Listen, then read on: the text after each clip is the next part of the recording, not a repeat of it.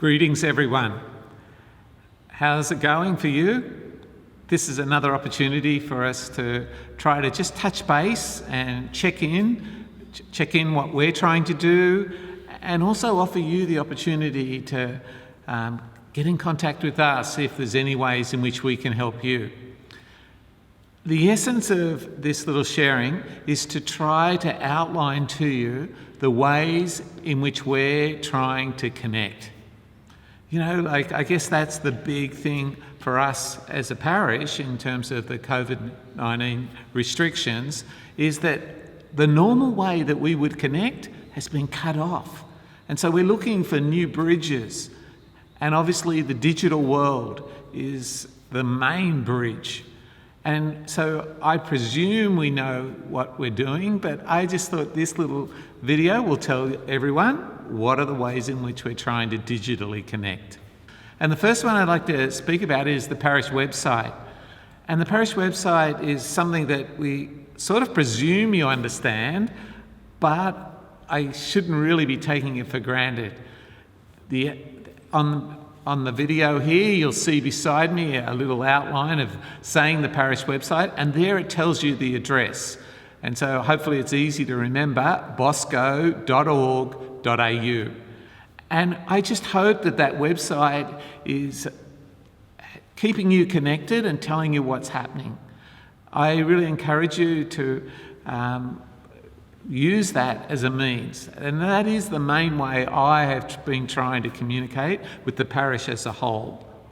I know many people are better than I am at website design and website ideas. And if you've got good ideas, by all means, let us know what could make our parish website better. If you've got the time and the skills, then also I'm more than open to receive those gifts and to let you help the parish by making the website a better communicator. The second way that I'd like to highlight for you is our parish Facebook page. And I must admit, prior to COVID-19 restrictions, I knew we had a parish Facebook page, but I didn't go there very often. More because I was using the parish website and just the fact I was struggling for time to be able to use that second means. But the statistics show that the parish Facebook sometimes is the way in which middle-aged or young to middle-aged adults communicate these days. And we're seeing the statistics when people have been watching our masses and even these posts, and they are incredibly high and sometimes higher than the website. And so I really highlight to you the parish Facebook page, and their posts and the things that we're doing and the things that we're trying to communicate will be highlighted for you. Third way I'd like to digitally share with you is the YouTubes that we're presenting the masses through. We are presenting them through Facebook, and we're also presenting them through YouTube. And those YouTubes are an amazing way in which we can share with you. And I just really highlight to you, when the YouTubes are shared with you, there's a little button there that says subscribe. It helps to lift the profile of our parish YouTube channel, and it helps people to find our posts easier. And so I encourage you to do that for the sake of others, not just for your own sake. A fourth way in which we're trying to digitally share with you is through emails, and then emailing out the parish bulletin. If you're not on that email list and you would like to receive the parish bulletin, please either email either myself or Tara, our parish secretary, and we will put you on that list. If you're able to, I also encourage you to go and see the census that we have set up on the parish website, and I encourage you to access that census and fill it in. It's a way of us trying to find out who's in our parish and what are the sort of the profile of the people in our parish in terms, and what are the needs and what are the skills of the people in our parish. And so on the parish website, under one of the tabs along the top, it says census. Gail Anderson has done a lot of work in setting that up, and we would be so thrilled if you were able to fill it in this time. Let me also now just talk a little bit about some of the physical efforts that the parish is doing, trying to reach out and connect to you. And the first one that I'd like to mention is the phone ministry.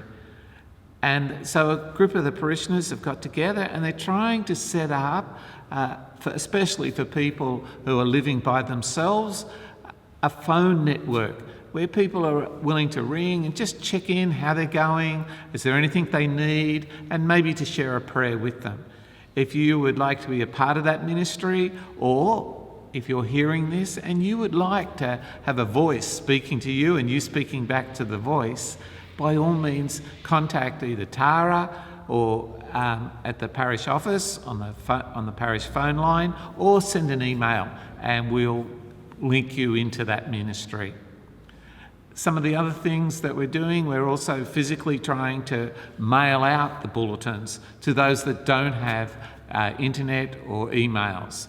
And so again, if you know someone who is in that situation, because obviously if you are in that situation, you're not going to be listening to me here, but if you know someone in that situation, please let us know their address and their name so that we can reach out to them via that means. I know in the village that a number of the parishioners have been taking those bulletins around every Sunday and just being the mailman or the mail person and dropping it in for people. And so I really thank those people for the work that they've been doing in that area. If you want to be in the census, Tara has a physical census form that you could just ring her up and she would also send that out to anyone that doesn't have internet access, and then she will fill in those details for you. And the last thing that I'd just like to highlight is some of the efforts that physically we're still trying to do to reach out to people. The Monday bread run and food pickup is still operating, and so if people are finding it difficult in terms of groceries and would like a few extra, there's that opportunity for people in that who are finding it difficult in that area. And also Vinnies. You know, we have a very strong little group of people who operate for St. Vinnies, and if you need a hand up at this time, or you know someone that needs a hand up, maybe they lost their job and they're under extra pressures, at least that the Vinnies can do a hand up. And they can do that very easily. The parish has donated to them quite a few cards that they can be, where food can be got from the different supermarkets. And so I really encourage you, if you're in trouble, give a phone call, and it's on the parish website, the phone number to ring, the Vinnies number, or if you know someone that it would be great if we reach out to them even before they have to try to reach out to us. The last thing I would like to highlight is just a little bit of parish news. Murray Simons, unfortunately this week, had a serious turn. They're still trying to determine exactly what it is, but she's not well and very sick. It looks like it was a stroke. And so I really ask you to hold her in our prayers.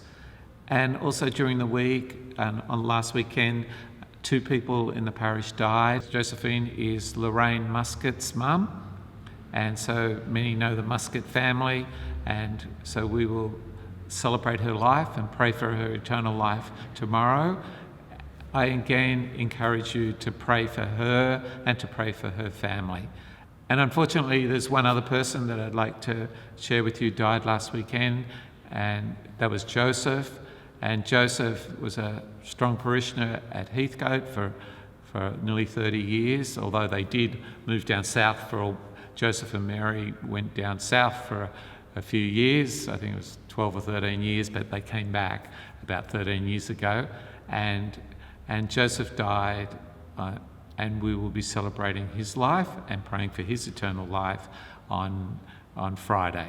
So join with us praying for those people and their families. A beautiful thing that I heard happened at John Paul Village on Anzac Day. I heard that a number of the residents at John Paul Village got up at 5:45, I think it was, and they were standing at the front of John Paul Village, and just in a little prayer service in honouring the Anzacs and any war service people. And they must have been making a little bit of noise, because a whole lot of people in the street, the avenue, came out onto their front porches or their front lawns, and they shared in that service at 5:45 in the morning. And at the end, they clapped them as a sign of just affirming their efforts. And so I'd just like to thank the residents at John Paul Village who organised that, and I'd like to thank all the residents at John Paul Village who participated in that. Okay, so hopefully I will share with you the Mass this Sunday. I'll be praying for you in that Eucharist, and look forward to the time when we'll all be back in the church together. God bless and keep safe.